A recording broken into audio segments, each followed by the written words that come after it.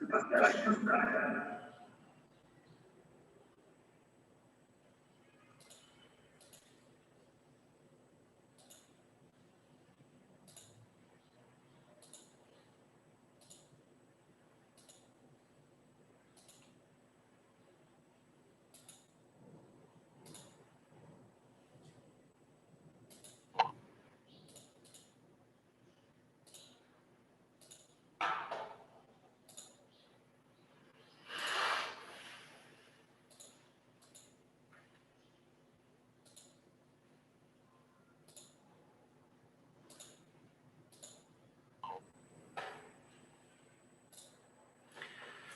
बच्चों, अस्सलाम वालेकुम।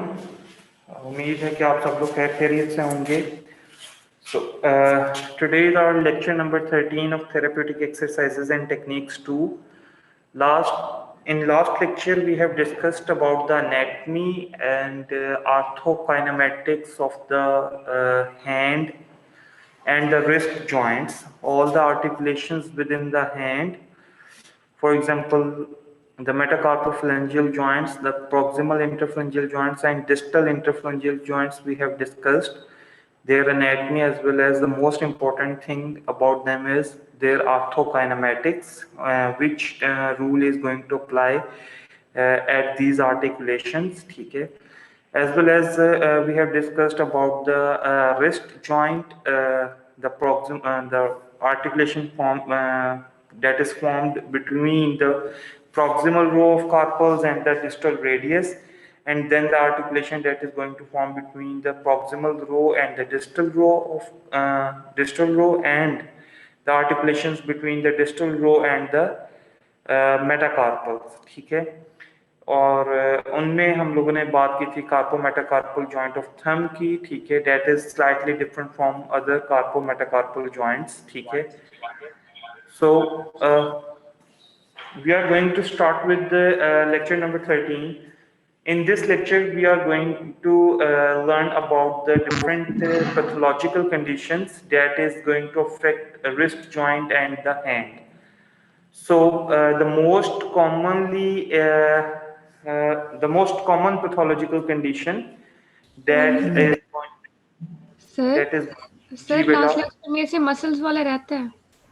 जी बेटा, वो आप लोगों का जो नेक्स्ट लेक्चर होगा ना रिस्ट और हैंड के ऊपर, जब मैंने आप लोगों को उनकी स्ट्रेंथनिंग पढ़ानी है तो उसके साथ वो मिला के पढ़ाऊंगा। ठीक है, ओके क्योंकि sir. That are sort of similar, so that's why उसका पहले एक दफ़ा एनाटॉमिकल रिलेशनशिप हो जाएगा, मतलब फिजियोलॉजी पढ़ाऊंगा और उसके बाद फिर उनकी एक्सरसाइजेस वगैरह पढ़ा दूंगा। ठीक है, सो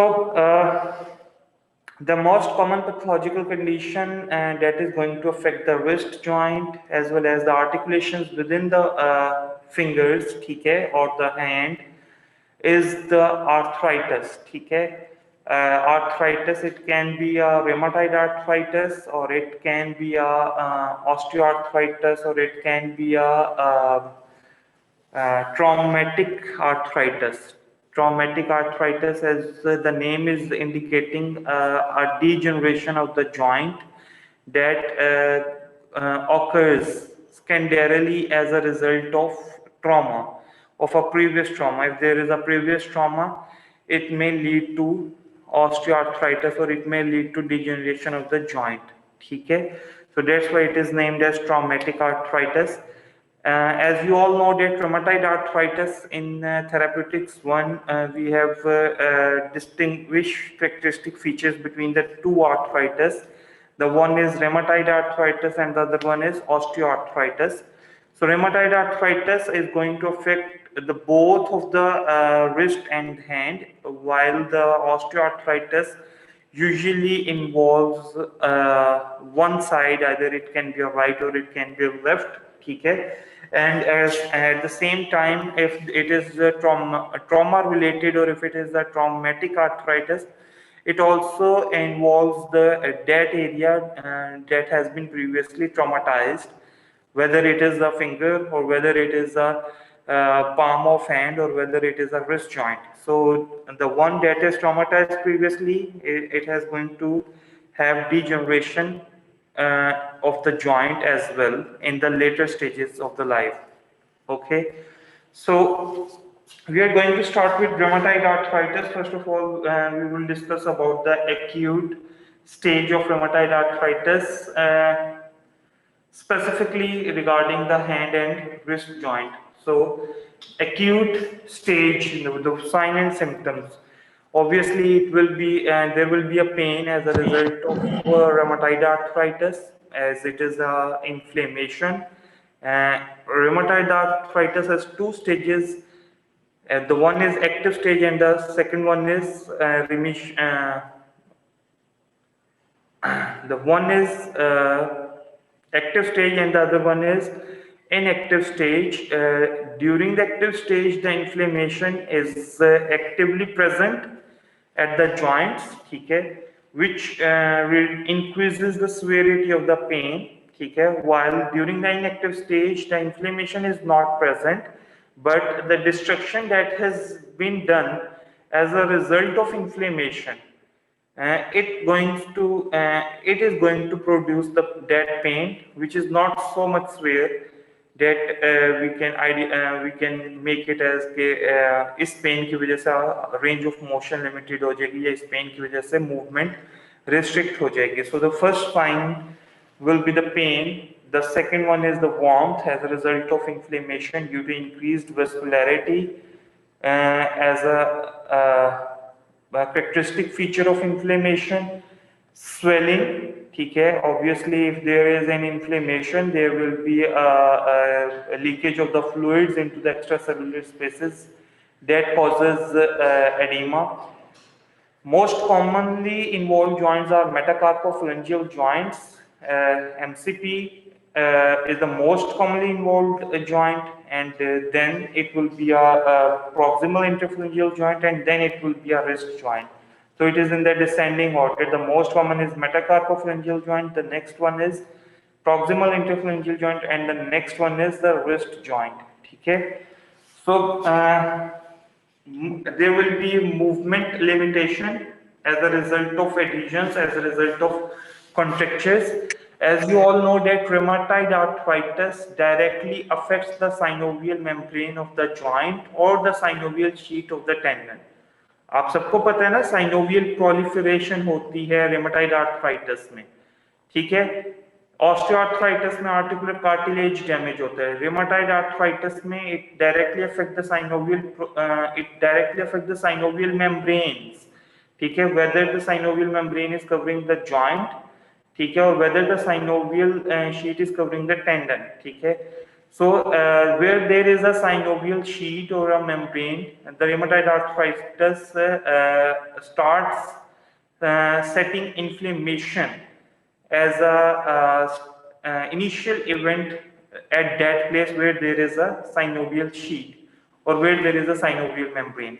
As soon as the synovial sheet as well as the synovial membrane is involved in inflammation, so what happens next? There will be rupturing of the synovial membrane, or there will be increase in their synovial synovium, जो synovial fluid है, there will be an increased production of synovial fluid as a result of that inflammation which has been occurred due to rheumatoid arthritis. So what happens next? If the synovial membrane is involved, there will be rupturing of the tendons, क्योंकि आपकी synovial sheet आपके tendons को भी cover कर रही है, आपकी synovial sheet आपके जॉइंट्स को भी कवर कर रही है. So the tendons will rupture, and as a result of tendon rupturing, there will be a muscular imbalance that is going to develop, and as a result of muscular imbalance, there will be deformities. ठीक है, there will be deformities, there will be muscular imbalances, ठीक है, जिसकी वजह से ये deformities पैदा होना शुरू हो जाएंगी. ठीक हो गया. So deformities are common as a result of rheumatoid arthritis. Tenosynovitis or the synovial proliferation, ठीक है, of the tendons, ठीक है, as well as of the joints, ठीक है, it is common, ठीक है. Muscular imbalances and will occur as a result of tendon ruptures or as a result of ongoing inflammation, क्योंकि obviously जहां पर भी इंफ्लेमेशन होगी the patient will try to move towards its comfortable position or comfortable zone, or will try to move its hand in the comfortable zone. ठीक है, जहां पर उसको पेन होगी वहां पर वो मूव नहीं करना चाहेगा।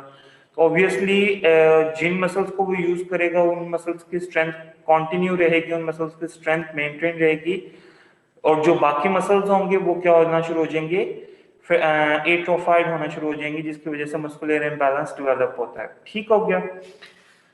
नाउ वो कहते हैं कार्पल टनल सिंड्रोम में अगर as a result of rheumatoid arthritis at the wrist joint.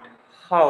Obviously if there is an active inflammation that is going on in a region, ठीक है, so what happens, the oedema that is a characteristic feature of inflammation, it is going to narrow the spaces of the wrist joint, or whenever the wrist joint has been whenever the wrist joint or the spaces in the wrist joint has been compromised, the median nerve is the first peripheral nerve to be show the sign and symptoms। ठीक है, so carpal tunnel syndrome can occur as a result of rheumatoid arthritis। Excuse me sir. जी बेटा। Sir ये जो बुशार्ड्स knows और हैबर्ड्स not जो बनते हैं वो इसी में बनते हैं ना? किसकी वजह से? सर रूमेटॉइड आर्थराइटिस की वजह से। हैबर्डन्स नोड्स? जी सर, और बुशार्ड्स नोड वो जो हमारे प्रॉक्सिमल आर्म में बनते हैं, ऑस्टियोआर्थराइटिस में बनते हैं बेटा। Okay sir. ठीक है, सब इन द एडवांस स्टेजेस, ठीक है, if the acute stage has been completed, what happens next in the advanced stage? It will be more severe, it will severely affect the wrist joint, it will severely affect the metacarpophalangeal joint, it will severely affect the proximal interphalangeal joints। So what happens next? If there will be a capsular weakness, ठीक है, capsular weakness की वजह से इंस्टेबिलिटीज develop हो सकती हैं, ठीक है, टेंडन रप्चर्स हो सकते हैं, ठीक है, टेंडन्स जो हैं, whether the rheumatoid arthritis has involved the extensor tendons or whether it has involved the flexor tendons, ठीक है, वो टेंडन्स आपके रप्चर हो सकते हैं due to the proliferation of the synovial sheath और due to the weakening of the synovial sheath। ठीक है, इसके अलावा बोनी एरोजन्स हैं, ठीक है, बोन आपकी इरोड होना शुरू हो जाती है, आपका कार्टिलेज डिस्ट्रॉय होना शुरू हो जाता है, ठीक है, क्योंकि ऑनगोइंग इन्फ्लेमेशन है, तो वो इन्फ्लेमेशन ऑलमोस्ट हर एरिया को इन्वॉल्व कर लेती है और वहां पर क्या करना शुरू करवा देती है, डिजेनरेशन स्टार्ट करवा देती है, जिसकी वजह से बोन की भी इरोजन हो जाती है। बोनी इरोजन्स क्या है, ठीक है, कि बोन अंडरलाइंग जो बोन है आर्टिकुलर कार्टिलेज की, जिसको हम सब कॉन्ड्रल बोन भी बोलते हैं। Subchondral means, chondral is for articular cartilage and subchondral means below the articular cartilage, so the bone is going to erode from the subchondral area, ठीक है, bony erosion start हो जाती है, articular cartilage की destruction start हो जाती है, ठीक है, और इसके अलावा जो मोस्ट कॉमन डिफॉर्मिटीज होती हैं, ठीक है, वो कौन कौन से डिफॉर्मिटीज डेवलप हो सकते हैं as a result of muscular imbalances, tendon ruptures और as a result of instabilities, joint instabilities. So there are these three are the common deformities of the carpals, ठीक है। The one is the volar subluxation of the triquetrum on the disc, ठीक है, ulnar disc, ठीक है, वो कहते हैं कि एंटीरियर डिसलोकेशन हो जाए ट्राइक्यूट्रियम की। Triquetrum is the bone in the proximal carpal row. ये जो प्रॉक्सिमल रो है कार्पल्स के, इसमें आपके पास ट्राइक्यूट्रियम आती है, ठीक है, जो कि एक्चुअली आर्टिकुलेट कर रही होती है विद द डिस्क, ठीक है, ऑन द अल्नर साइड, ठीक है। So whenever there is an extensor carpi ulnaris, extensor carpi ulnaris is a muscle that is going to be present on the ulnar side। जब भी extensor carpi अल्नारिस dislocate होता है तो उसकी usually जो dislocation होती है वो वोलर डायरेक्शन में होती है, ठीक है, और जब भी वो वोलर डायरेक्शन में आता है तो वो अपने साथ साथ ट्राइक्यूट्रियम को भी क्या कर देता है, सबलक्सेट कर देता है, ठीक है। This is the commonest mechanism for triquetrum dislocation, anterior dislocation और वोलर डिसलोकेशन ऑफ ट्राइक्यूट्रियम, ठीक हो गया। The second one is ulnar subluxation of the carpals, ठीक है। the carpals as a result of continuous instabilities, the joint instabilities.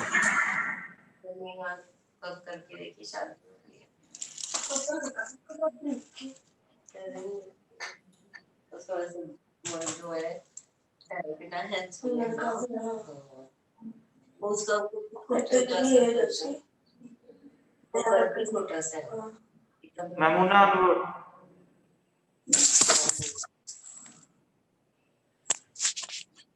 Mamuna Anwar.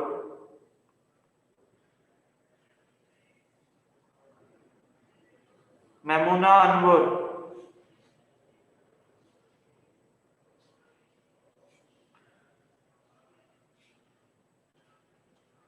बेटा मैं आपको निकाल दूंगा यहां से. Respond me. मैमुना अनवर.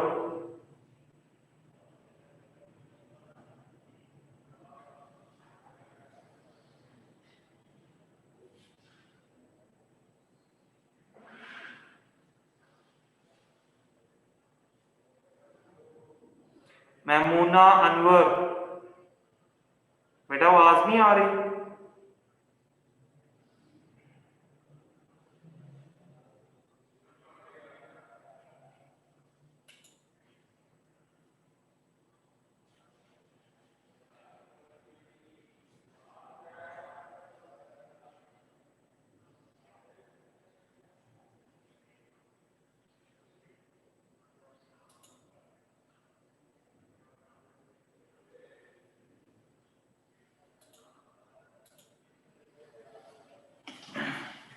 अगर आप किसी बच्चे ने लेक्चर नहीं सुना होता तो काइंडली अपने आप को अपनी माइक को बंद रखा करें, ठीक है. बाकी किसी का लेक्चर ना खराब किया करें, ठीक है बेटा. This is the last warning. और अगली दफा अगर मैंने देखा कि आप लोगों में से कोई बोल रहा है और मैं यहाँ पे पढ़ा रहा हूँ तो फिर देख लीजिएगा, ठीक है. I will not entertain you any further, ठीक है. मैं आप लोगों को लिंक नहीं भेजूंगा. जो भी कोई बच्चा ऐसा पाया गया कि जिसको इतना ही नहीं याद रहता कि उसने माइक को बंद रखना है या खोलना है और आप बातें करें यहाँ पे टीचर पढ़ा रहा है तो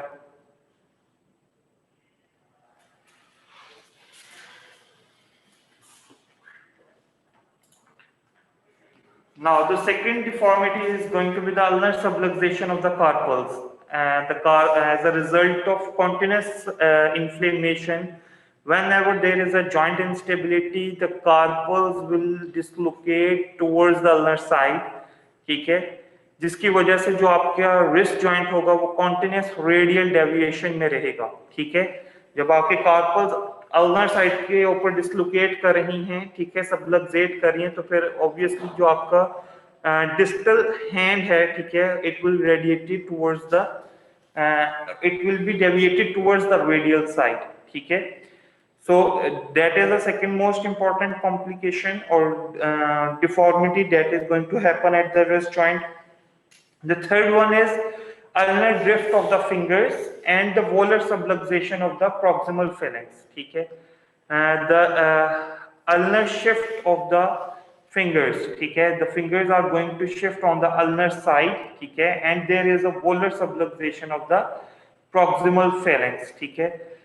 Now this is due to the bow stringing effect, ठीक है, of the long flexor tendons, ठीक है. Actually what happens now,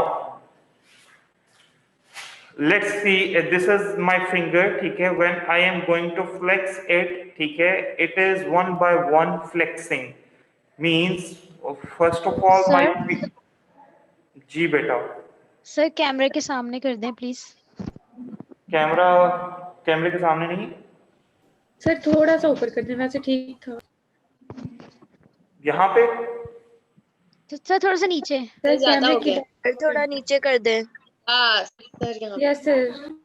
now here what is bow stringing effect? If a normal individual is going to flex a finger, ठीक है, as you see that the proximal interphalangeal joint and the proximal and the distal interphalangeal joint are flexing in a sequential manner, to complete this range of motion. ठीक है, ऐसे ही है ना। यहाँ पर आपको कोई एबनॉर्मलिटी फील हुई है? नहीं हुई। ठीक है, क्यों? क्योंकि यहाँ पर जो आपके flexor digitorum profundus and flexor digitorum superficialis जो हैं, ठीक है, दे आर बाइंड हेयर, ठीक है, टू कंप्लीट दिस इफेक्ट। ठीक है, when ever the central tendon वो टेंडन है जो कि एक्चुअली इस फ्लेक्सर डिजिटोरियम प्रोफंडस को और फ्लेक्सर डिजिटोरियम सुपरफिशियलिस को बाइंड करता है with each phalanx, with the proximal phalanx, with the middle phalanx and with the distal phalanx. That's why this flexion is in a sequential manner.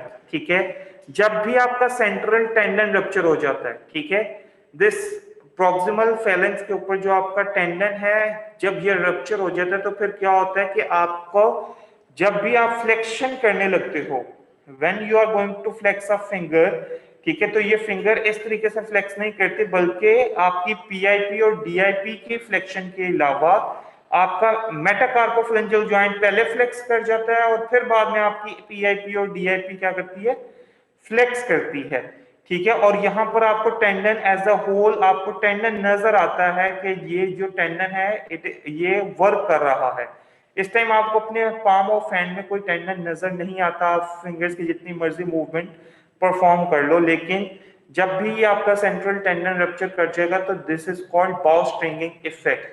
ठीक है, बॉ stringing effect is जिस तरीके से simple लफ्जों में जो तीर कमान होती है, ठीक है, तीर कमान को देखे ना आगे से, that is just like a C shaped circle. ठीक है, और उसके पीछे क्या है? आपके पास एक थ्रेड होता है, ठीक है, जो कि इलास्टिक होता है नेचर में।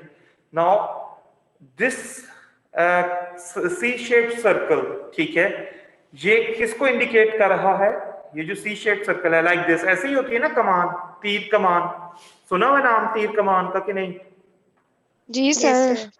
ठीक है, so it is a C shaped circle like this and like this. ये जो थ्रेड है उसके पीछे ये होता है ना। वो कहते हैं कि ये वाली जो सी शेप है ये नॉर्मल एनाटॉमी को इंडिकेट कर रही है कि सिंपली जैसे आपकी फिंगर जो है वो 1 by 1 फ्लेक्स हो रही है तो ये सी शेप बन जाती है। ठीक है, लेकिन वो कहते हैं कि जब ये नॉर्मल एनाटॉमी या जब सेंट्रल टेंडन रप्चर हो जाता है तो फिर ये सिंपली क्या होती है? ये इस थ्रेड को शो करती है। ठीक है, कि मतलब ये जो आपका थ्रेड है ये इस सीक्वेंशियल ऑर्डर को क्या कर देता है? खराब कर देता है।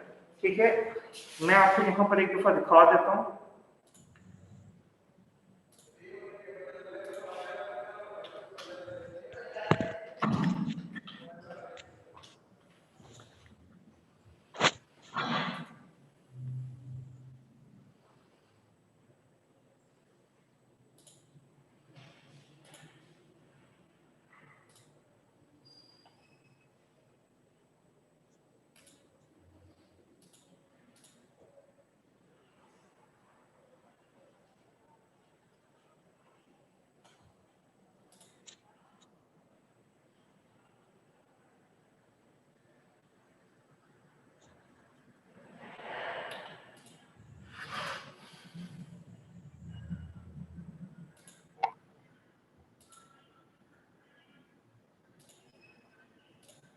जी बच्चों, अब आपको नजर आ रहा है?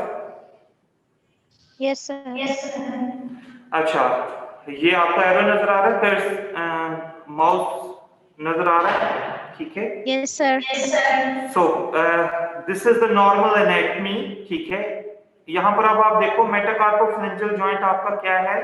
It is in neutral position. ठीक है, and the flexor digitorum profundus and flexor digitorum superficialis they are contracting. ठीक है, अब ये this is a central tendon, this one is a central tendon. और क्या हो रहा है कि सबसे पहले आपका पीआईपी और फिर आपका डीआईपी जो हो रहा है वो क्या हो रहा है? फ्लेक्शन में जा रहा है। ठीक है, ऐसे ही है ना?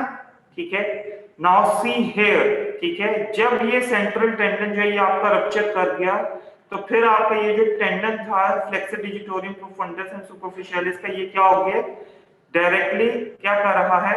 आपकी पीआईपी को फ्लेक्स कर रहा है, लेकिन यहाँ पर अब क्या नजर आ रहा है? आपको आपका टेंडन नजर आएगा। So this one is ये क्या है, that is a straight thread, ठीक है, तीर कमान का जो straight thread है, that is this, और ये जो C shaped है ये क्या है आपका, उसका जो C shaped circle है, ठीक है। यहाँ पर आपको मैं और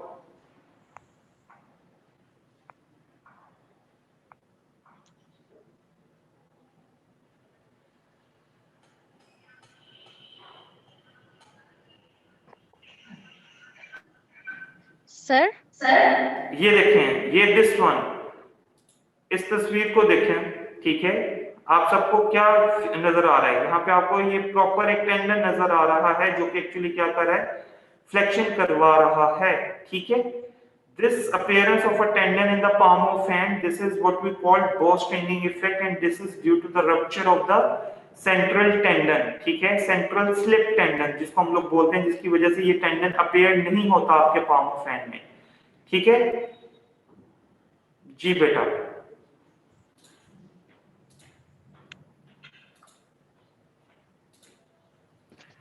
जी यहां तक समझ आ गई? Yes sir.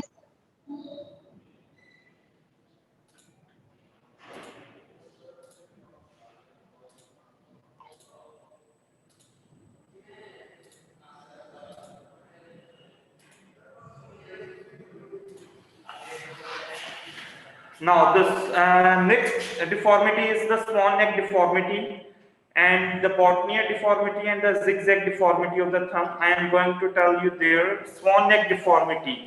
ठीक है, आप सबके स्क्रीन पे ऊपर शो हो रहा है, if the proximal interphalangeal joint is going to hyperextend, ठीक है, and the distal interphalangeal joint is going to flex, ठीक है, this is what we call as swan neck deformity, ठीक है। अब स्वान नेक डिफॉर्मिटी किस वजह से होती है? Due to the increased activity of the extensors, ठीक है, यहाँ पर जो एक्सटेंसर्स हैं, ठीक है, जब भी ये एक्टिविटी को इंक्रीज करते हैं या इनकी टाइटनेस हो जाती है, मस्कुलर इम्बैलेंस की बात हो रही है ना, if extensor muscles of the wrist and the fingers they are going to increase in their tightness, ठीक है, तो आपका ये जो प्रॉक्सिमल इंटरफेरेंजियल जॉइंट है ये क्या होगा, हाइपर एक्सटेंशन में जाएगा और इस एक्सटेंसर की टाइटनेस की वजह से जो आपका फ्लेक्सर डिजिटोरियम प्रोफंडस है, सुपरफिशियलिस है, इनकी ओवर एक्टिविटी स्टार्ट हो जाएगी, जिसकी वजह से क्या होगा कि ये जो डिस्टल इंटरफेरेंजियल जॉइंट है ये क्या हो जाएगा, फ्लेक्शन में जाना शुरू कर देगा, ठीक है, समझ आ गई बात की। So this is called swan neck deformity. The next one is Botnier deformity. Botnier deformity क्या कहती है कि if there is a extensor tendon rupture, ठीक है, अगर यहाँ पे extensor tendon का क्या हो जाए, rupture हो जाए, तो जो इंट्रोशियाई होंगे और जो flexors होंगे वो आपके proximal interphalangeal joint को hyperflexion में ले जाएंगे और आपका distal interphalangeal joint जो है वो hyperextension में आ जाएगा, ठीक है। This is called Botnier deformity, flexion of the proximal interphalangeal joint and hyperextension of the distal interphalangeal joint, this is called Botnier, ठीक है। And the swan neck is hyperextension of the proximal interphalangeal joint and flexion of the distal interphalangeal joint, this is called swan neck deformity, ठीक है, यहां तक बात की समझ आ गई। The zigzag deformity, zigzag deformity of the thumb means, ठीक है, the adductor muscles, adductor pollicis longus, ठीक है, adductor pollicis brevis, ठीक है, when they are going to tighten, ठीक है, ये आपके जो मेटाकार्पल है, फर्स्ट मेटाकार्पल, इसको क्या करेंगे, एडक्टेड पोजीशन में ले जाएंगे और जो आपका phalanx है, ठीक है, it will move in the abducted direction or it will move away from the palm of hand. This results in a zigzag manner of a thumb, ठीक है, समझ आ गई बात की। एडक्टर पॉलिसिस लॉन्गस और एडक्टर पॉलिसिस ब्रेविस की tightness की वजह से ये जो आपका फर्स्ट मेटाकार्पल है ये क्या हो जाएगा, एडक्टेड पोजीशन में चला जाएगा और जो आपका phalanx है, ठीक है, they will move away from the palm of hand which results in zigzag deformity of the thumb, ठीक है। नाउ ऑस्टियोआर्थराइटिस सेम जिस तरीके से साइन एंड सिम्टम्स आपके रेमेटॉइड आर्थराइटिस के होते हैं, ऑलमोस्ट उसी तरीके से रिजेंबल करते हैं आपकी ऑस्टियोआर्थराइटिस के sign and symptoms. Morning stiffness है, ठीक है, पेन हो सकती है, मूवमेंट लॉस्ट हो सकती है, ठीक है, इसके अलावा वार्मथ फील हो सकता है, ठीक है, जॉइंट के ऊपर जो स्किन है वो वार्मथ फील होना शुरू हो जाए, ठीक है, इसके अलावा मस्कुलर वीकनेस डेवलप हो सकती है, मसल एंड्योरेंस कम हो सकती है, फ्लेक्सिबिलिटी रिड्यूस हो सकती है, और जो ग्रिप स्ट्रेंथ है, ठीक है, it is commonly affected whether it is rheumatoid arthritis whether it is osteoarthritis, जो grip strength होती है वो आपकी बहुत ज्यादा वीक हो जाती है। So osteoarthritis 3 joints को involve कर रहा है, ठीक है, it is going to involve 3 joints as well as similar to that of rheumatoid arthritis, but these joints are different. The one is trapezioscaphoid articulation, the articulation on the radial side between the scaphoid bone, that is the part of the proximal row, and the trapezium, that is the part of distal row, ठीक है। So the scaphoid and the trapezium, it is going to be involved, ठीक है, in osteoarthritis, ठीक है। इसके अलावा आपके पास जो कार्पो मेटाकार्पल जॉइंट है थंब का, और डिस्टल इंटरफरेंजियल जॉइंट्स हैं फिंगर्स के, DIPs, ठीक है, और the fingers and the carpometacarpal joint of the thumb, these are going to be involved in osteoarthritis, ठीक है। पोस्ट ट्रॉमेटिक आर्थराइटिस जो है या ट्रॉमेटिक आर्थराइटिस जो है वो आपकी किसी भी फिंगर को, किसी भी जॉइंट को इन्वॉल्व कर सकता है जहां पर क्या होगी, कोई भी जहां पर इंजरी हुई होगी, ठीक है, और इंजरी कौन सी हो, फ्रैक्चर डिसलोकेशन हो जाए या इंट्रा आर्टिकुलर फ्रैक्चर हो। मतलब फ्रैक्चर डिसलोकेशन का मतलब क्या है, फ्रैक्चर के बाद क्या हो जाए, जॉइंट डिसलोकेट कर जाए, या फिर इंट्रा आर्टिकुलर फ्रैक्चर हो, ऐसा फ्रैक्चर जो कि आर्टिकुलर सर्फेसेस को इन्वॉल्व कर रहा हो, ठीक है। तो वो जिस भी फिंगर के जिस भी जॉइंट में ये इंजरी होगी वहां पर पोस्ट ट्रॉमेटिक आर्थराइटिस डेवलप हो जाएगा, ठीक हो गया। अब वो इसके एक एग्जांपल देता है, if the ligament is going to be sprained, ठीक है, which ligament, the scapholunate interosseous ligament, ठीक है, the ligament that is present between the scaphoid and the lunate, ठीक है, दैट आर गोइंग दीज फिर वही बात है, स्कैफोइड क्या है, आपकी प्रॉक्सिमल रो है, प्रॉक्सिमल रो की बोन है, और जो ल्यूनेट है that is a second adjacent bone, ठीक है, ऑफ द प्रॉक्सिमल रो, ठीक है। So these are the two bones that are adjacent and they act as a single unit. इनका जो लिगामेंट है स्कैफोल्यूनेट इंट्रोशियल लिगामेंट, जब वो रप्चर होगा, ठीक है, तो उसकी वजह से क्या होता है कि आपके जो जॉइंट है, ठीक है, जो जॉइंट आपका जो रिस्ट जॉइंट है, ठीक है, उसकी सिमेट्री बहुत ज्यादा डिस्टर्ब हो जाती है, जिसकी वजह से intra articular joint destruction start हो जाती है in the later stages of the life, ठीक है, just due to the malalignment of the articular processes, just due to that intra-articular degeneration start हो जाती है, articular cartilage की degeneration start हो जाती है, ठीक हो गया। फिंगर्स में मोस्ट कॉमनली इंजर्ड जॉइंट जो है वो आपका प्रॉक्सिमल इंटरफरेंजियल जॉइंट है, ठीक हो गया। नाउ एडवांस स्टेजेस में, ठीक है, जिस तरीके से जॉइंट इंस्टेबिलिटीज डेवलप हुई थी रोमेटॉइड आर्थराइटिस में, उसी तरीके से ऑस्टियोआर्थराइटिस में भी जॉइंट इंस्टेबिलिटीज डेवलप होंगी, ठीक है, मस्कुलर इम्बैलेंसेस डेवलप होंगे, ठीक है, मूवमेंट आपकी लिमिट होना शुरू हो जाएगी डे बाय डे, ठीक है, और इसके अलावा जो आपके मस्कुलर वीकनेस है, ठीक है, मसल एंड्योरेंस आपकी लॉस हो जाएगी, फ्लेक्सिबिलिटी लॉस हो जाएगी, मसल्स की कॉन्ट्रैक्चर्स डेवलप होना शुरू हो जाएंगे, और एज अ रिजल्ट आपकी मूवमेंट क्या होना शुरू हो जाएगी, लॉस्ट होना शुरू हो जाएगी। First of all, physiologic joint plane movements will going to be decreased, and then later on the physiological movements will going to be decreased in their within their limits, ठीक हो गया।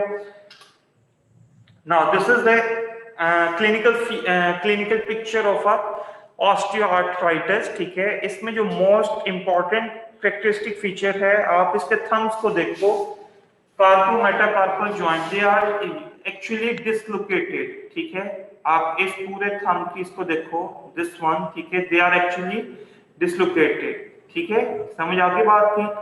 इसमें आपकी जो सबलक्सेशन है, ठीक है, इसमें भी कॉमन होती है, आपकी जो जॉइंट्स होते हैं वो सबलक्सेट कर जाते हैं, डिस्लोकेट ना भी हो तो सबलक्सेट कर जाते हैं, ठीक है। इसमें आपकी जो नोड्स हैं, ठीक है, ये जो आपकी बोन आर्टिकुलर सर्फेसेस के एंड्स होते हैं, ठीक है, ये एनलार्ज्ड हो जाते हैं, जिसको हम लोग बाद में कहते हैं कि that is Heberden's node and Bouchard's nodes, ठीक हो गया।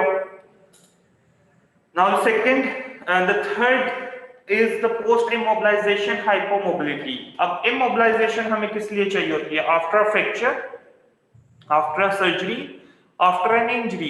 इन तीनों चीजों के बाद हमें immobilize करना होता है, और immobilization जब भी हम करेंगे आपकी मूवमेंट क्या होना शुरू हो जाती है? लॉस्ट होना शुरू हो जाती है, ठीक है। तो that is a common feature के ये इमोबिलाइजेशन के बाद क्या होगी? आपकी हाइपरमोबिलिटी डेवलप हो जाएगी, ठीक है। अच्छा, इनमें सारे कौन से चांसेस हैं? इनमें जो साइन एंड सिम्टम्स हैं वो क्या होंगे? They are slightly different from the arthritis, whether it is rheumatoid arthritis और whether it is osteoarthritis, in the sense कि इसमें आपके सिर्फ एडहेजन्स बनेंगी, कॉन्ट्रैक्चर्स डेवलप होंगे, रप्चर के चांसेस नहीं होते।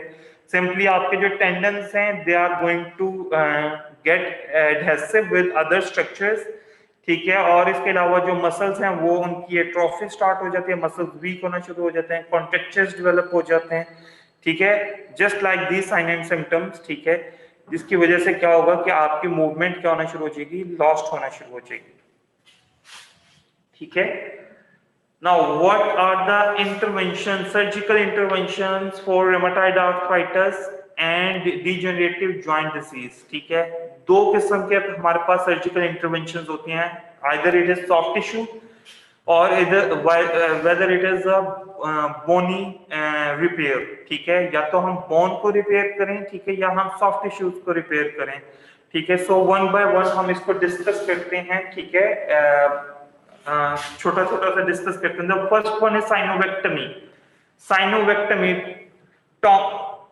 टॉमी जहां पर भी लग जाएगा इसका मतलब क्या है? कट करना, ठीक है। तो साइनोवेक्टमी का मतलब क्या है कि साइनोवियल शीट को या साइनोवियल मेम्ब्रेन को कट करके निकाल लेना। अब ये साइनोवेक्टमी हम किस में करेंगे? ऑब्वियसली रेमेटॉइड आर्थराइटिस में, क्योंकि रेमेटॉइड आर्थराइटिस वो आर्थराइटिस है जो साइनोवियल मेम्ब्रेन को, ये शीट को अफेक्ट कर रहा है। Second one is tenosynovectomy, ठीक है। Tenosynovectomy means tendon as well as the synovial sheet, ठीक है, और the synovial sheet covering the tendon, ठीक है, it is resected, ठीक है, काट के बाहर निकाल लेना, it is tenosynovectomy. The third one is tendon repair, ठीक है, आप टेंडन को रिपेयर करते हैं हम, ठीक है। अब टेंडन को रिपेयर हम तभी करेंगे ना जब किसी रिमेटॉइड आर्थराइटिस ने उस टेंडन को क्या किया? डैमेज किया है, ठीक है। सो टेंडन रिपेयर की डिफरेंट कंस्ट्रक्शंस हैं, वो हम आगे जाके पढ़ते हैं कि कौन कौन सी कंस्ट्रक्शंस हैं। nerve decompression, obviously as a result of edema due to any inflammation that is going on, if the peripheral nerves they are going to compressed, ठीक है, तो ये ज्यादा आपकी कोमॉर्बिड कंडीशंस में इजाफा कर देता है, सो ज्यादा कॉम्प्लिकेट कर देता है आपकी एक कंडीशन को। That's why we have to decompress that peripheral nerve, ठीक है। उसके ऊपर से जितना भी कंप्रेशन है उसको हम लोग खत्म कर सकते हैं with the help of soft tissue repairs, ठीक है। कैप्सूलो लिगामेंटस रिपेयर, कैप्सूल और लिगामेंट का आप रिपेयर परफॉर्म कर सकते हो, ठीक है। ऑब्वियसली जहां पर आपका कैप्सूल रप्चर्ड हो रहा है या जहां पर आपके लिगामेंट्स रप्चर्ड हो रहे हैं as a result of injury और as a result of fracture, वहां पर आप इनको रिपेयर कर सकते हो। रिलीज ऑफ कॉन्ट्रैक्चर्स, जहां पर मसल्स के कॉन्ट्रैक्चर्स बन गए आप उनको रिलीज कर सकते हो, ठीक है। कैप्सुलेक्टमी और कैप्सुलोटॉमी, ठीक है। कैप्सुलेक्टमी का मतलब क्या है कि आप किसी भी कैप्सूल के एक छोटे से पोर्शन को क्या कर दो? रिसेक्ट कर दो। कैप्सूल एज अ होल उसके किसी एक छोटे से पोर्शन को आप कट करके बाहर निकालो, दैट इज कैप्सुलेक्टमी। कैप्सुलोटॉमी मींस कि आप पूरे के पूरे कैप्सूल को क्या निकाल करके एज अ होल आप पूरे कैप्सूल को क्या कर दो? रिसेक्ट कर दो, ठीक है, बाहर निकाल दो, तो that is capsulotomy. Tendon release, ठीक है, एंड सॉफ्ट टिश्यू आर्थ्रोप्लास्टी, ठीक है। टेंडन आप रिलीज करवा सकते हो, ठीक है, with the help of tendon release techniques, ठीक है। टेंडन रिलीज टेक्निक्स क्या होते हैं कि अगर आपका टेंडन साथ वाली सॉफ्ट टिश्यू के साथ एडिशंस बना गया है तो हम सिंपली क्या करते हैं, वहां उन एडिशंस को कट कर देते हैं और टेंडन की मूवमेंट परफॉर्म करवाते हैं जब हमने ओपन किया होता है। ठीक है, जब वो अगर वो टेंडन इजीली ग्लाइड करना शुरू हो जाए, ठीक है, तो हम लोग क्या करते हैं कि उसको क्लोज करना शुरू कर देते हैं। लेकिन अगर ना करे तो ऑब्वियसली जो साथ में और एडिशंस होंगी उनको ब्रेक करने की कोशिश की जाती है। ठीक है, and the last one is soft tissue arthroplasty. ठीक है, जिस तरीके से हम लोग आर्थ्रोप्लास्टी परफॉर्म करते हैं बोन्स की, जॉइंट्स की, ठीक है, उसी तरीके से हम लोग सॉफ्ट टिश्यूज की आर्थ्रोप्लास्टी परफॉर्म करवा सकते हैं। डेट इज एक्चुअली कि हम सॉफ्ट टिश्यूज के जो कनेक्शंस हैं विद द जॉइंट, ठीक है, जब हम उनको मैनेज करें, ठीक है, तो that is soft tissue arthroplasty. For example tendon के इंसर्शन पॉइंट जो है वहां पर कोई इश्यू आ गया है, वहां पर कोई इन्फ्लेमेशन है, तो हम क्या करेंगे, उस पॉइंट को भी क्लियर करेंगे और उस टेंडन को वापस अपनी जगह पर लगाएंगे या ऐसी जगह पर लगाएंगे जहां पर वो अपना फंक्शन इजीली परफॉर्म कर सके। ठीक है, सर नर्व डिकम्प्रेशन का एक दफा प्लीज दोबारा एक्सप्लेन कर देंगे? nerve decompression will occur as a result के if there is a inflammation की वजह से आप सबको पता है एडीमा होता है, और एडीमा जो होता है वो आपके रिस्ट जॉइंट की जो बोनी स्पेसेस होते हैं उनको क्या करेगा, फिल करके आपकी जितने भी पेरिफेरल नर्व्स हैं उनको कंप्रेशन में ले जाएगा, जिसमें सबसे कॉमन क्या है, आपका कार्पल टनल सिंड्रोम है, मीडियन नर्व इन्वॉल्व हो जाती है। ठीक है, अगर तो आपकी पेरिफेरल नर्व्स जो हैं, ठीक है, इस आर्थराइटिस के साथ अगर वो भी इन्वॉल्व हो जाएंगी तो क्या है, आपकी कॉम्प्लिकेशन, आपकी जो कंडीशन है वो और ज्यादा कॉम्प्लिकेट कर गई है। इस वजह से हम क्या करते हैं, उसको लेस कॉम्प्लिकेट बनाने के लिए क्या करेंगे, नर्व डिकम्प्रेशन करेंगे ताकि नर्व तो अपना काम अच्छे तरीके से परफॉर्म कर सके। ठीक है, so what are the surgical interventions? The surgical interventions, the bony ones and the joints, जिसमें आपके बोन्स और जॉइंट्स इन्वॉल्व हों। ठीक है, सबसे पहले तो है एक्सीजन आर्थ्रोप्लास्टी। एक्सीजन आर्थ्रोप्लास्टी का मतलब क्या है कि जब आपने जॉइंट को ओपन किया, आपने जॉइंट को रिपेयर करना था, लेकिन वहां पता चला कि जी आपकी तो बोन्स का किसी एक आर्टिकुलर सरफेस का ट्यूमर हुआ है, तो फिर क्या करते हैं, आप उसको रिसेक्ट कर देते हैं। ठीक है, उसको निकाल देते हैं। ठीक है, और वहां पर एक सिंपली कोई भी प्रोस्थेटिक इम्प्लांट डाल के उसको क्लोज कर देते हैं। ठीक है, so that is excision arthroplasty. ठीक हो गया।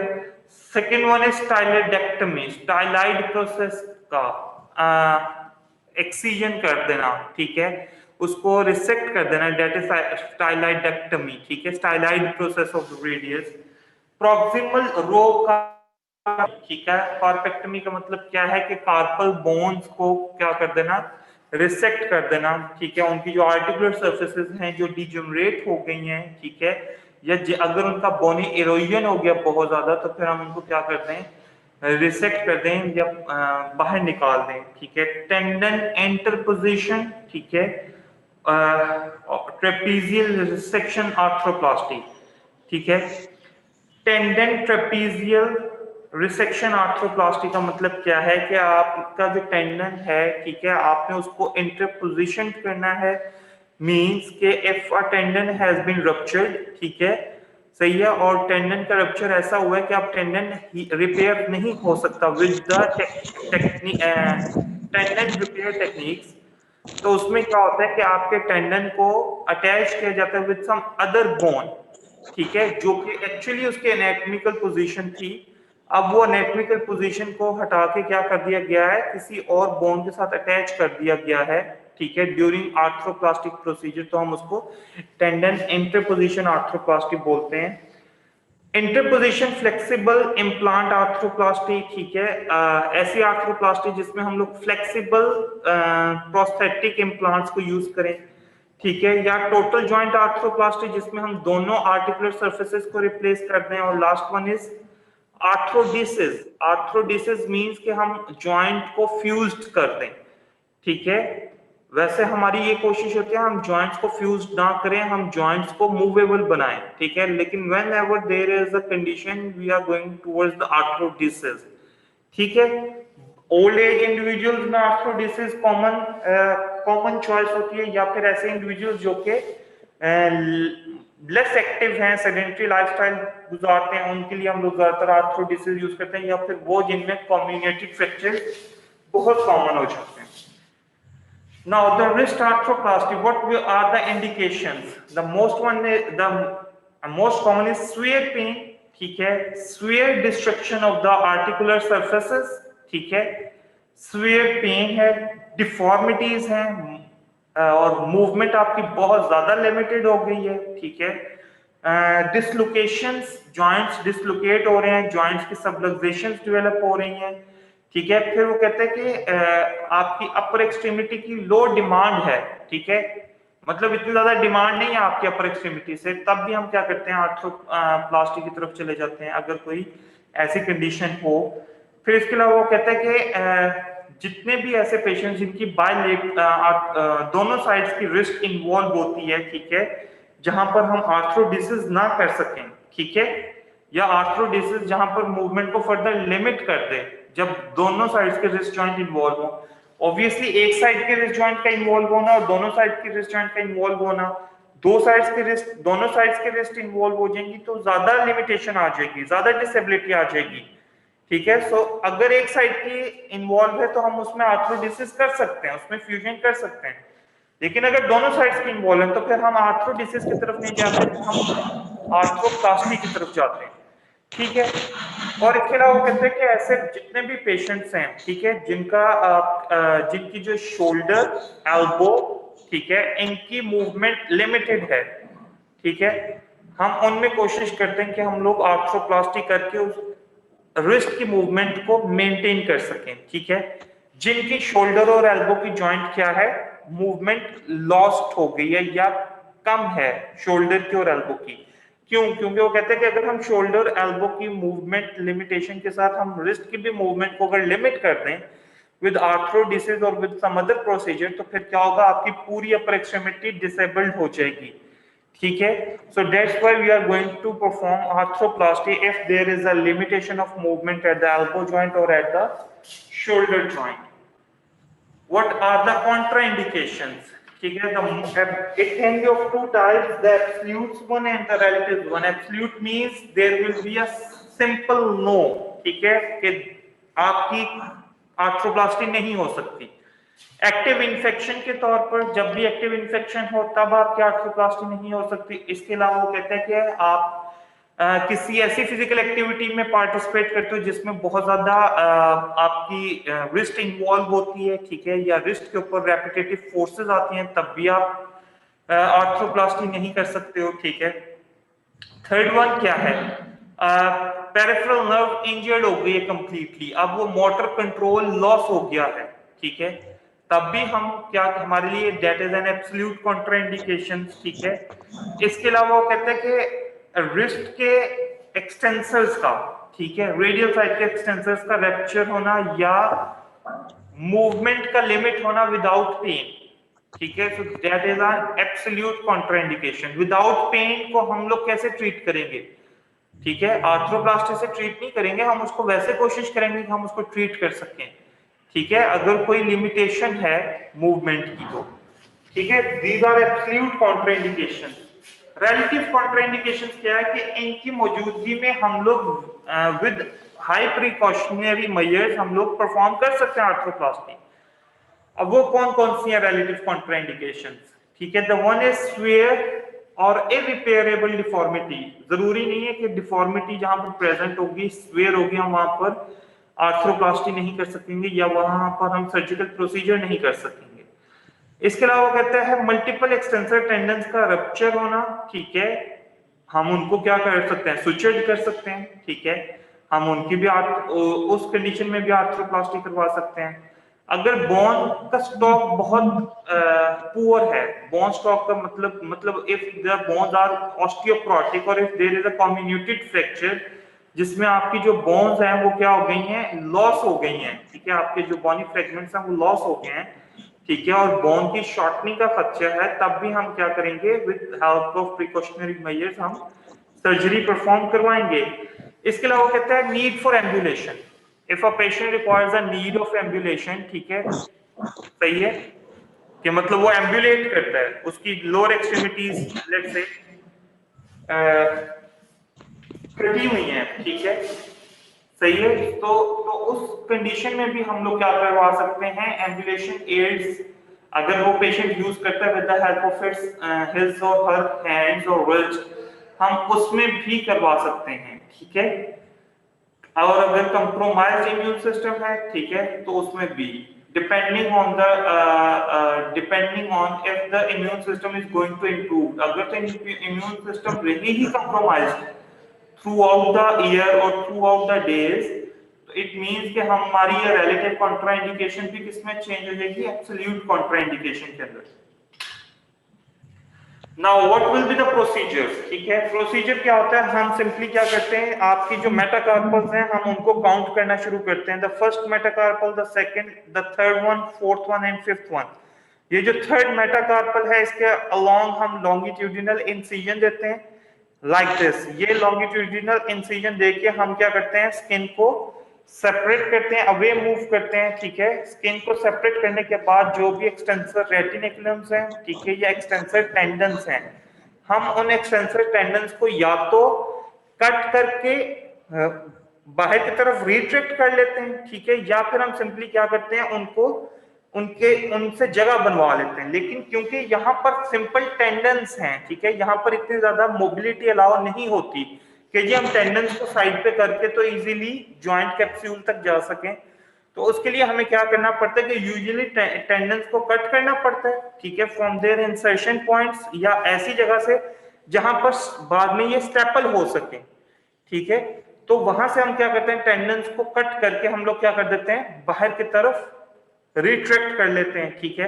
उसको बाहर की तरफ रिट्रैक्ट करने के बाद हम लोग जॉइंट के कैप्सूल तक जाते हैं, जॉइंट के कैप्सूल को ओपन करते हैं, ठीक है, सही है। अब जॉइंट के कैप्सूल को ओपन करने के बाद हमारे पास क्या आ जाते हैं, ठीक है, हमारे पास रेडियस भी आ जाएगी, हमारे पास अल्ना भी आ जाएगी, हमारे पास मेटाकार्पल्स भी आ जाएंगी, ठीक है, हमारे पास फेलेंक्स भी आ जाएंगी, ठीक है। ये मिड पॉइंट इसीलिए चूज किया है, फेलेंक्स को भी इजीली, जो मेटाकार्पोफेरेंजियल जॉइंट्स है इनको भी इजीली, और जो आपका रिस्ट जॉइंट है इसको भी इजीली हम लोग क्या कर सकते हैं, ओपन करके देख सकते हैं।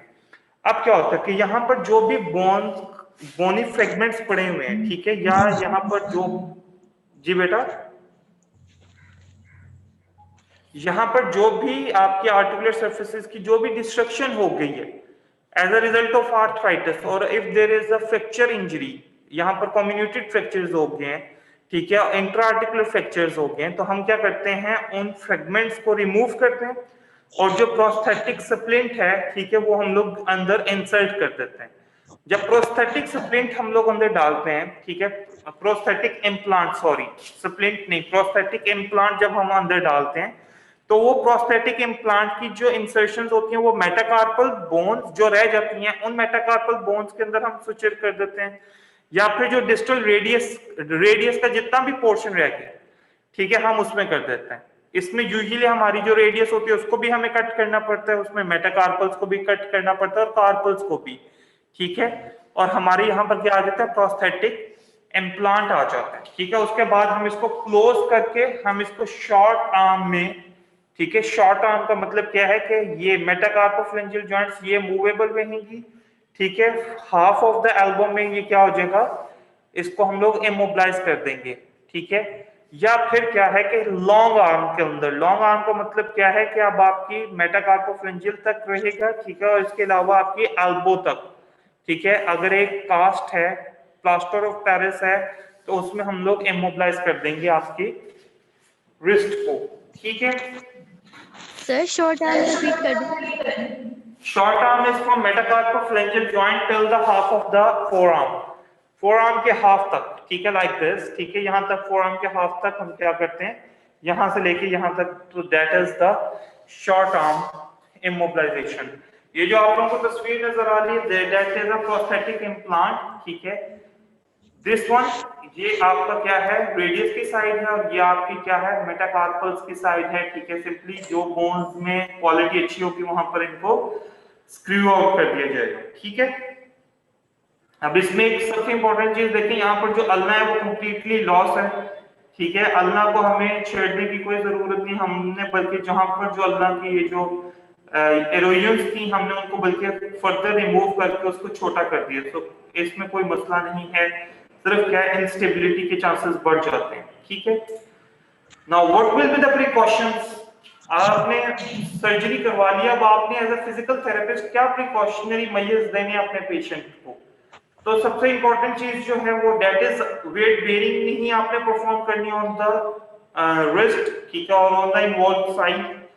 और अगर वो कहते हैं कि आपने वेट बेयरिंग करनी ही है, ठीक है, तो 5 to 10 पाउंड से ज्यादा आपने वजन नहीं उठाना। 5 से 10 पाउंड से ज्यादा वजन आपने नहीं उठाना अगर आपने वेट बेयरिंग करनी। सही है। थर्ड इंपॉर्टेंट चीज क्या है कि अगर तो एम्बुलेशन करनी है, ठीक है, पेशेंट ने, तो एम्बुलेशन करने के लिए हम लोग फोरआर्म क्रचेस यूज कर सकते हैं, ठीक है, या एल्बो क्रचेस यूज कर सकते हैं। ठीक है, आपको रिस्ट क्रचेस यूज करने की जरूरत नहीं है, या ऐसी क्रचेस जिसमें आपकी रिस्ट की ग्रिप प्रेजेंट हो। ठीक है, तो क्रचेस हम वो यूज करेंगे जिसमें या तो फोरआर्म की ग्रिप प्रेजेंट हो या फिर आपकी एक्सिला की ग्रिप प्रेजेंट हो। ठीक है, अच्छा जी, वो कहते हैं कि फंक्शनल एक्टिविटीज, जब आप अपने फिंगर्स को भी मूव कर रहे हो, ठीक है, या आपका यहाँ पर हील हो गया है, ठीक है, तो उसके बाद जब आप फंक्शनल एक्टिविटीज करते हो तब भी आपने स्प्लिंट को यूज करना है टू प्रोटेक्ट योर टेंडन्स। ठीक है, उसके बाद वो कहते हैं कि आपने जितनी भी हाई इम्पैक्ट एक्टिविटीज हैं, फिजिकल एक्टिविटीज हैं, ठीक है, स्पोर्ट्स से रिलेटेड हैं, ठीक है, आपने उनसे अवॉइड करना है, ठीक है, permanently. Now the tendon repair. Tendon repair का जो प्रोसीजर है it depends on the following factors. सबसे पहली बात ये कौन सा टेंडन रप्चर्ड हुआ है, ठीक है, फिर उसके बाद वो कहते हैं कि कितने नंबर ऑफ टेंडन्स हैं जो रप्चर्ड हुए हैं, ठीक है, फिर उनकी लोकेशन क्या है कि जो टेंडन्स रप्चर हुए हैं, फिर वो कहता है कि कंडीशन क्या है टेंडन की ऑन द रप्चर साइड। ठीक है, मतलब एक तो टेंडन हो गया कि सिंपली कट ऑफ हो गया, ठीक है, लेकिन अगर एक टेंडन कट ऑफ होने के बाद वो डीजनरेट हो गया, टेंडन वो श्रिंक हो गया, ठीक है, तो उसको ज्यादा मुश्किल होता है कि उसको बाद में सुचर किया जाए। ठीक है, और इसके अलावा वो कहते हैं quality of the remaining intact tendons of the hand. जितने भी आपकी टेंडन्स हैं, ठीक है, रिमेनिंग टेंडन्स, उनकी क्वालिटी क्या है। हमने खा ली, चलो आ रहे। हाँ जी बेटा, आप लोग बोल रहे हैं पहले।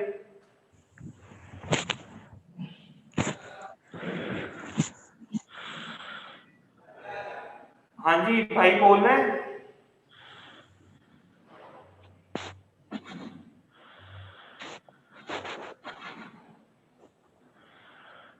मोहम्मद तंजील आपको बात कर रहा हूँ।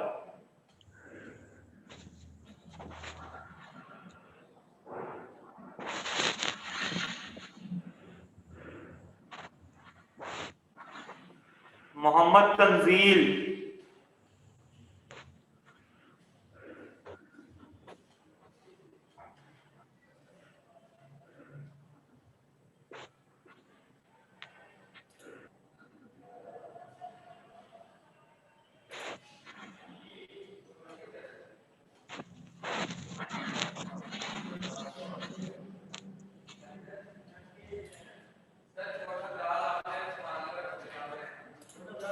so these are the factors upon which a tendon repair will depends। ठीक है, the first one is कि कौन सा कितने टेंडन्स आपके रप्चर हुए हैं, या कौन सा टेंडन रप्चर हुआ है, नंबर ऑफ टेंडन्स कितने हैं जो रप्चर हुए हैं, ठीक है, और इसके अलावा कहते हैं लोकेशन रप्चर की क्या है, ठीक है, वहां पर जो टेंडन्स रह गए हैं, ठीक है, उनकी कैसी हालत है, उनकी क्या क्वालिटी है, जो टेंडन्स इंटेक्ट रह गए हैं उसके सराउंडिंग में टेंडन जहां पर रप्चर हुआ है।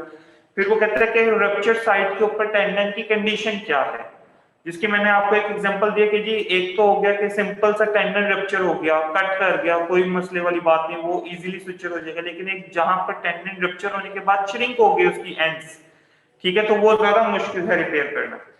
तो सबसे पहला जो टेंडन ट्रांसफर, टेंडन ट्रांसफर क्या है कि आपके टेंडन को एक जगह से दूसरी जगह शिफ्ट कर देना। ठीक है, अक्सर क्या होता है कि आपके जो फ्लेक्सर टेंडन्स होते हैं उनको एक्सटेंसर टेंडन, एक्सटेंसर एरिया पर जाके इंसर्ट कर दिया जाता है, तो तो जब भी फ्लेक्सर मसल मूव करता है, फ्लेक्सर मसल कॉन्ट्रैक्ट करता है, तो वो क्या करवा देता है, एक्सटेंशन करवा देता है, अगर इन केस आपके एक्सटेंसर टेंडन्स का क्या हो गया, रप्चर हो गया।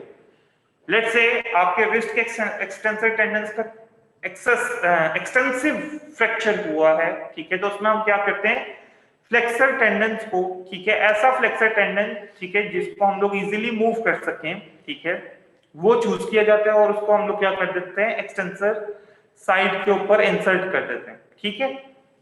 तो that is a tendon transfer. अब वो कहते हैं फॉर एग्जांपल एक्सटेंसर इंडाइसिस जो है, ठीक है, उसको रिप्लेस किया जाता है एक्सटेंसर पॉलिसिस लॉन्गस की तरफ, ठीक है। जब एक्सटेंसर पॉलिसिस लॉन्गस आपका रप्चर्ड हो जाए तो फिर एक्सटेंसर इंडाइसिस को यूजुअली हम क्या करते हैं कि उस तरफ मूव करवा देते हैं, ठीक हो गया। The next one is tendon graft reconstruction. Tendon graft reconstruction. जी बेटा। सर तो फिर उस मसल का फंक्शन भी चेंज हो जाता है? हम एक्चुअली देखते हैं कि देखो ना एक्सटेंसर इंडाइसिस, वो एक्सटेंसर इंडाइसिस क्या है, जो कि एक्चुअली आपकी फिंगर्स की एक्सटेंशन को कंट्रोल कर रहे हैं, ठीक है। थंब की एक एक्सटेंशन जो है it is more significantly important as compare to finger extension. अगर एक फिंगर की एक्सटेंशन नहीं भी होगी तो कोई मसले वाली बात नहीं, ये डिफॉर्मिटी नहीं आएगी, लेकिन अगर थंब की एक्सटेंशन नहीं होगी तो आप ग्रिप नहीं कर सकोगे बेटा, ठीक है। So that's why thumb extension is more important as compare to other function. हम ऐसा रखते हैं कि हम देखते हैं कि फायदा कहां पर हो रहा है, किस चीज से फायदा हो रहा है।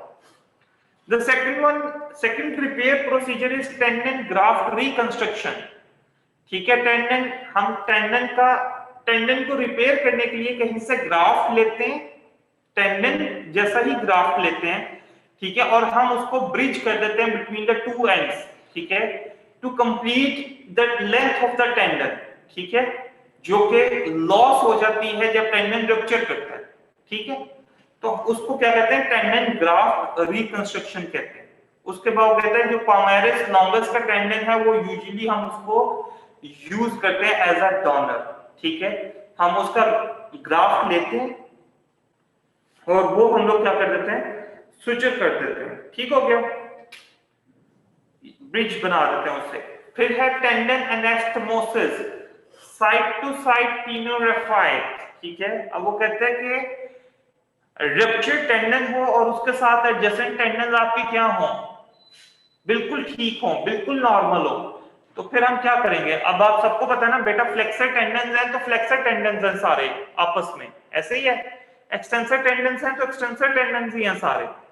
अगर कोई एक एक्सटेंसर टेंडन रप्चर हो जाता है सेंटर में से, तो हम उस एक्सटेंसर टेंडन को अपने साइड वाले टेंडन के साथ क्या कर दें, अनेस्टमोस कर दें, ठीक है। करवाना तो दोनों ने एक्सटेंशन का काम है ना, करवाना दोनों ने फ्लेक्शन का काम है, तो हम सिंपली अटैच कर दें, ठीक है, तो वो सिंपली क्या करवाना शुरू कर देगा, आपका फंक्शन परफॉर्म करवाना शुरू कर देगा, ठीक है। Direct end to end repair, ठीक है। अब वो कहता है कि दो जो एंड्स हैं आफ्टर आ रप्चर, उन दोनों एंड्स को करीब लाके उनको आपस में स्टैपल कर देना, सुचर कर देना, that is direct end to end repair, ठीक है। अब वो कहता है direct end to end repair जो है वो इतना ज्यादा यूज नहीं होता, क्योंकि अक्सर जब रप्चर्स होते हैं टेंडन्स तो उनकी फ्रेइंग हो जाती है, ठीक है। जब उनकी फ्रेइंग हो जाती है, फ्रेइंग मींस, ठीक है, कि पहले जो टेंडन की लॉन्गिट्यूडिनल अरेंजमेंट थी, जो उसकी प्रॉपर थिकनेस थी, ठीक है, अब वो क्या हो गई है, अब उस जहां से वो टेंडन रप्चर हुआ है उस एंड से क्या हो गई है, मैल शेप्ड में चली गई है, ठीक है। तो उस मैल शेप को हम क्या करते हैं, कट करते हैं, ठीक है। जैसे आपने लेट्स से हमने धागा इंसर्ट करना हो स्विंग मशीन के अंदर, ठीक है, तो हम क्या करते हैं, सबसे पहले धागे को फ्रंट से काटते हैं, एंड टू एंड उसको काटते हैं ताकि वो क्या हो जाए, पैरेलल हो जाए उसके फाइबर्स, फिर हम उसको इंसर्ट करते हैं। तो सेम क्या है कि हम टेंडन्स के भी एंड्स को कट करते हैं जब वो फ्रेइंग हो जाती है उनकी। तो जब हम उनको कट करते हैं तो ऑब्वियसली क्या होता है, उस टेंडन की लेंथ हाइट, जो टेंडन की लेंथ है वो छोटी हो जाती है। So that's why tendon end to end repair जो है वो ओकेजनली हम लोग यूज करते हैं, ज्यादातर हम लोग बाकी रिपेयर प्रोसीजर्स यूज कर लेते हैं, ठीक है। अब वो कहते हैं प्रिकॉशनरी सर? मेजर्स। जी बेटा, सर जब वो छोटा हो जाता है तो फिर उसको किस तरह से इंसर्ट करते हैं? यूज करते हैं ना, वहां किसी भी टेंडन का ग्राफ लेके ना, जिस टेंडन की अच्छी खासी लेंथ होती है ना, हम उस टेंडन की उसका टेंडन का छोटा सा पोर्शन कट करके वहां पर इंसर्ट कर देते हैं, ठीक है।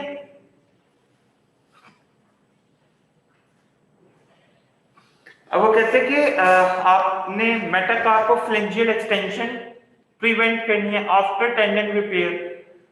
अगर तो एक्सटेंसर टेंडन्स आपके रिपेयर हुए हैं तो मेटाकार्पोफ्लेंजियल एक्सटेंशन आपने प्रिवेंट करनी है। अगर फ्लेक्सर टेंडन्स हुए हैं रिपेयर तो आपने फ्लेक्सर मेटाकार्पोफ्लेंजियल फ्लेक्शन को प्रिवेंट करना है, ठीक है। इसके अलावा स्ट्रेचिंग नहीं करवानी टेंडन्स की, ठीक है, ड्यूरिंग द अर्ली स्टेजेस, ठीक है। उसके बाद वो कहता है कि आपने ऐसी एक्टिविटीज नहीं करवानी, ठीक है, जिसमें थंब फ्लेक्शन और एडक्शन, ठीक है, थंब की फ्लेक्शन हो और साथ में एडक्शन हो, ठीक है, क्योंकि इस मूवमेंट की वजह से सबसे ज्यादा जो स्ट्रेन है, ये सबसे ज्यादा जो फोर्सेस हैं वो किसके ऊपर पड़ रही होती है, आपके एक्सटेंसर टेंडन्स के ऊपर।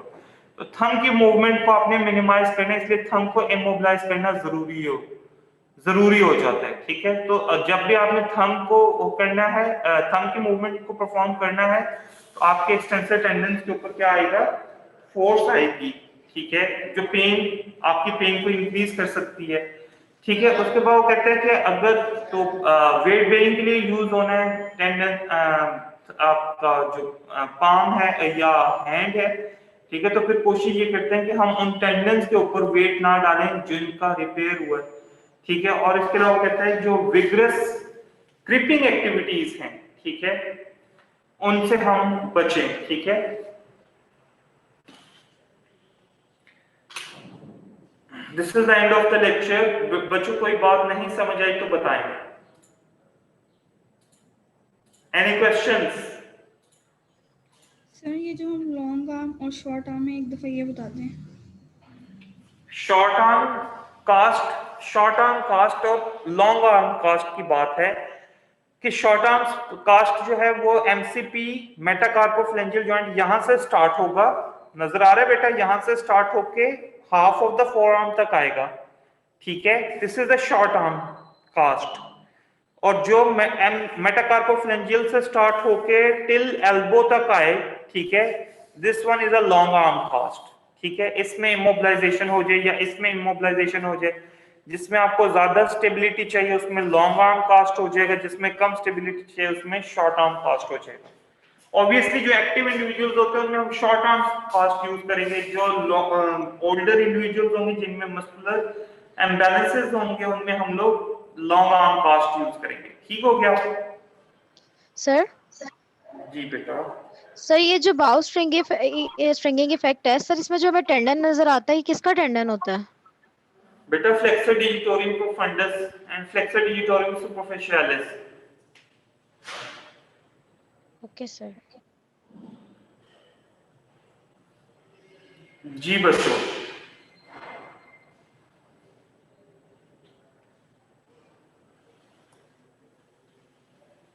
Any questions?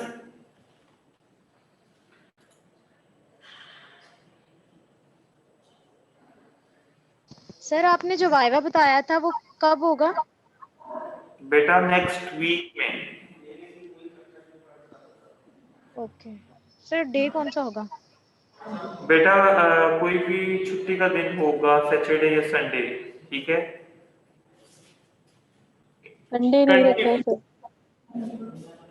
25% है उसकी वेटेज, 25%, ठीक है। सो प्रिपेयर योरसेल्फ, ठीक है। सर भी बता दें प्लीज। सर लेक्चर भी बता दें। लेक्चर्स आज आप लोगों को मेल आ जाएगी, ठीक है, टाइम की भी और सिलेबस की भी, ठीक है। ओके बच्चों, अल्लाह हाफिज। अल्लाह हाफिज।